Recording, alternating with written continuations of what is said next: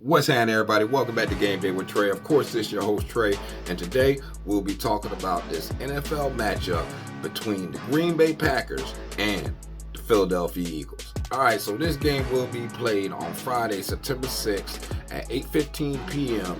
East Coast time in Sao Palo, Brazil. That's right. They're playing all the way down in South America, man. This thing definitely going to be live. You're going to see a lot of beautiful women and a lot of points scored. I'm just saying, on all ends, guys. All right, now, as far as the odds are concerned, it's Philadelphia by 2, maybe 2.5 on some books. Right now, you can get it Philadelphia is minus 2.5 on the Hard Rock, and the over-under is 49 on the Hard Rock right now, and universally you'll find that as well. All right, so let's go ahead and let's take a look at this matchup, man, between these two teams. All right, so these two teams, man, last season, these two teams were kind of up and down, man. All right, and I'm going to give you the stats and the reasons why. So last year, Green Bay had the number 8 offense of all of the NFL, but Philly somehow they managed to be the 30th defense in the NFL, literally almost the worst defense in the NFL, guys. Green Bay scored 23.8 points per game last year, whereas Philly gave up 25.6 points per game.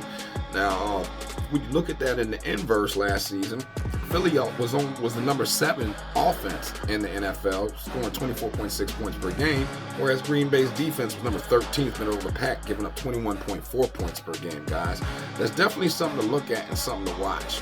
The holes in Philadelphia's defense really were more in the passing game, guys. Philadelphia's defense last year in the passing game was 32nd against opposing passers, 31st opposing pass plays, okay, and 14th with opponents' completion. So they allowed opponents to complete 64.97% of their passes, whereas Green Bay and Jordan Love, they only completed 64.62%, man. People talk a lot about Jordan Love because he went on that big run at the end of the season, but if they forget that in the beginning of the season, he was kind of struggling a little bit, and has Philadelphia made the requisite changes that needed to happen in order for them to be successful and fight this season versus laying down like they did against my Bucks and against everybody else at the end of the season last year, man? Who knows? That's something that's going to have to be solved out there on the field in Brazil, guys. So let's go ahead and let's take a couple more looks at this matchup. Situationally, right, when you look at these two teams on neutral sites, because let's see if they've even played on a neutral site last year. Nope, neither one of them played on any neutral sites last year, so you're not going to get any stats there, but what you can get is how they did play on the road. So on the road, as a favorite, Philly was 4-4 straight up, whereas as an away underdog, Green Bay was 3-5 last year. So they really struggled on the road last year, guys. When you're looking against the spread, as an away underdog, Green Bay was 5-3 against the spread last year, whereas as a away favorite, Philadelphia was 3-4-1 against the spread. So Philadelphia did manage to, pull a few out last year, right? As far as away favorites and being 500. But when you look at it against the spread, man, they really struggled. Okay, and will this season be different? Only time will tell. Now, as an away underdog, Green Bay is 5-3, guys. Like I said, 5-3 as an away underdog last season. Now, if you look over under on the road as an away favorite, Philly's 2 to the over, 6 to the under. And as an away underdog, Green Bay is 2 to the over. Well, I'm sorry. No, they're 5 to the over and 3 to the under, guys. So there is opportunity for over in this game just because of how bad Philly's defense was last year. I really am excited to kind of see what they do and how well they play to kind of fix some of those issues that they had last year, especially in that secondary. I believe that the trade for Huff was a good trade. I think that'll definitely help them out a little bit. I think that they have plenty of opportunity out there with all the players that they have picked up on offense. And I think it's really going to be a chess match, to be honest with you. The question is, can Jordan Love lead the Packers to victory, man? Now, Jordan Love is locked up for a long-term deal now with the Packers, and he hopes to lead the team into Brazil and get the season off to a fast start. The Packers did have a couple of big losses this offseason. Aaron Jones left, A.J. Dillon, who is lost for the season, injured already. The good news is for the Packers that they got Josh Jacobs, though, all right, who's definitely an upgrade to both of them. Last season, Love got out to a bit of a slow start, but he sure got it figured out at the end. We got settled in. He finished the season with a completion percentage of 64.2%. Of his passes for 4,159 yards, 32 touchdowns, and 11 interceptions. Wide receivers for the team are young, but they are a year younger. They are not a year younger now anymore, guys. They're getting a little older, which is a good thing because they were all jits last year. Christian Watson, Romeo Doubs, Jaden Reed, Dontavian Wicks, they were all within their first 2 years in the league, and they can all be trusted, guys. Now, on defense, the Packers lost former first-rounder Darryl Savage, but they went and got a replacement in Xavier McKinney, who was brought in from the New York Giants. In this game, the defense needs to be strong, and they need to be strong early, especially to put the pressure on Jalen Hurts. All right, now, when you're talking about the Eagles, are they Super Bowl contenders? Like, at one point last season, the Eagles were 10-1, but sputtered down the stretch, and during a wild card weekend, they were knocked off by the Buccaneers 32-9. That's right, we drug them. All right.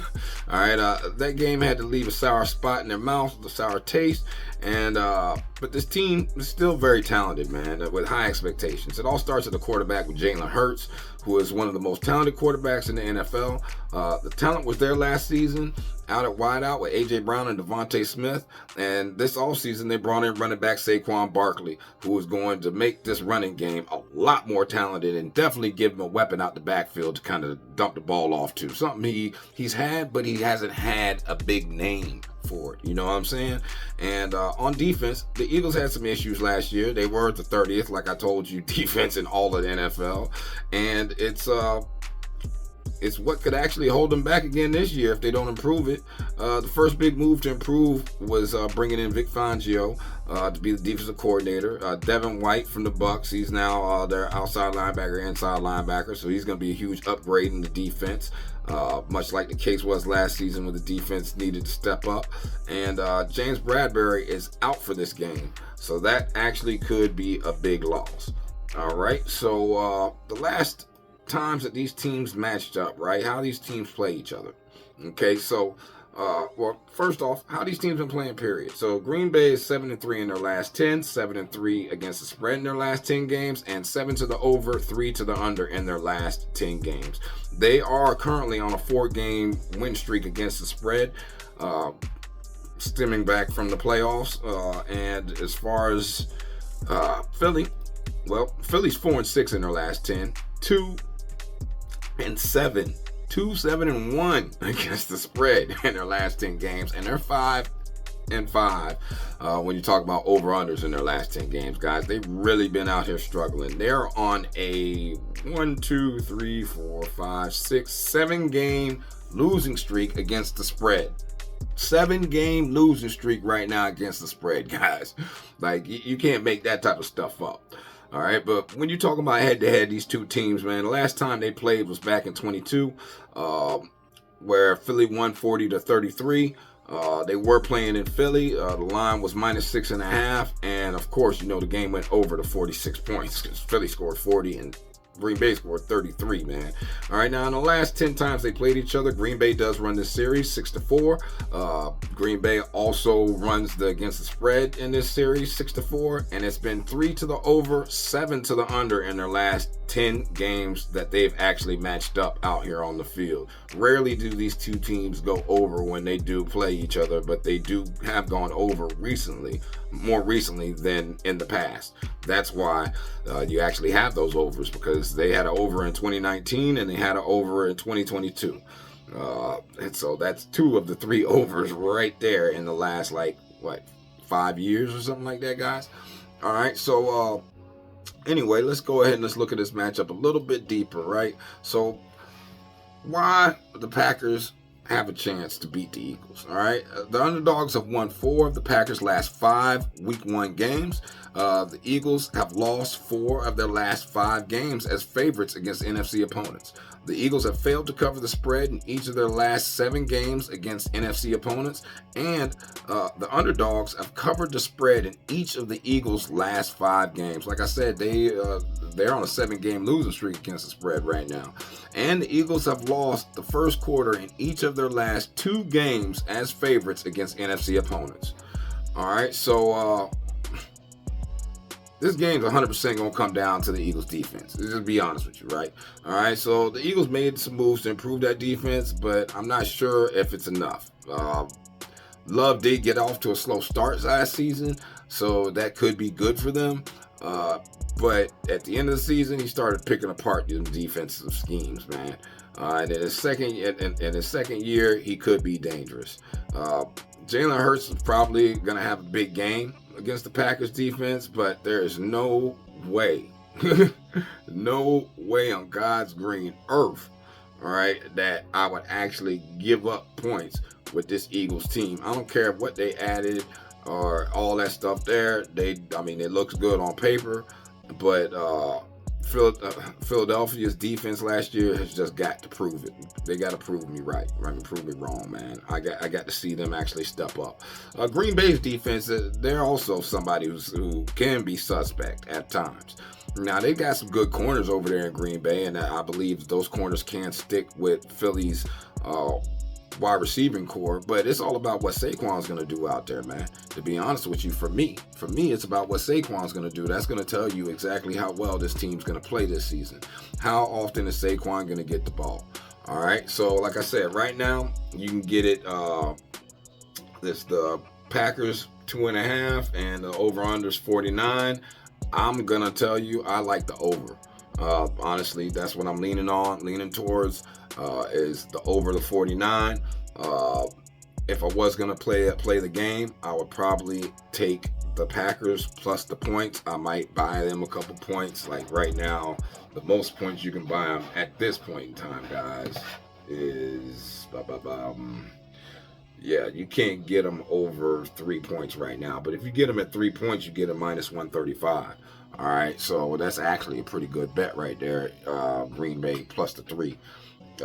But these are a young team down in Brazil, and they're from a small city called Green Bay.